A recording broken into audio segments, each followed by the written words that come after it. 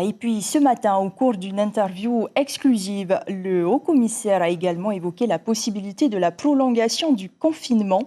Dominique Sorin s'exprime en toute franchise sur la gravité de cette épidémie qui touche le pays. Il répond à Brigitte Olivier Jérôme.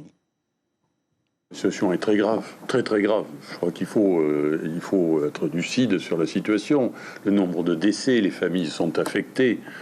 Les personnes hospitalisées, l'hôpital de Tahiti saturé, les hôpitaux périphériques saturés, nous sommes dans une situation très très grave.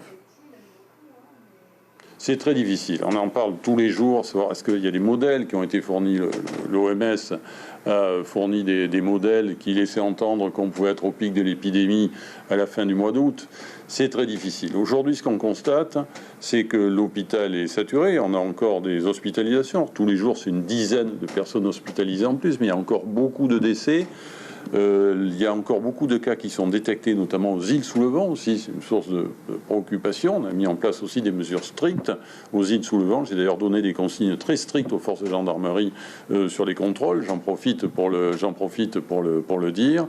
Donc c'est très difficile de dire que nous avons atteint le pic. Je crains malheureusement que la situation dégradée que nous connaissons, cela va encore durer. Combien de temps, je ne sais pas aujourd'hui. Je suis obligé aussi de lancer cet appel, même si malheureusement c'est aussi un peu tard, parce qu'il aurait fallu avoir plus de vaccination avant.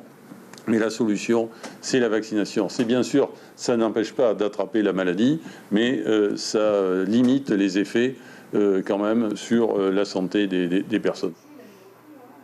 Que la vie continue, que la vie, il faut que les agents de la CPS puissent payer les allocations, puissent payer les indemnités, il faut que les assurances puissent travailler, il faut que les banques puissent travailler, il faut que les transporteurs puissent travailler.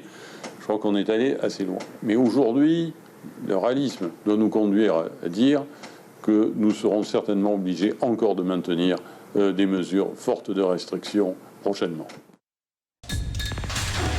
L'information en continu sur Polynésie la première, Internet et réseaux sociaux.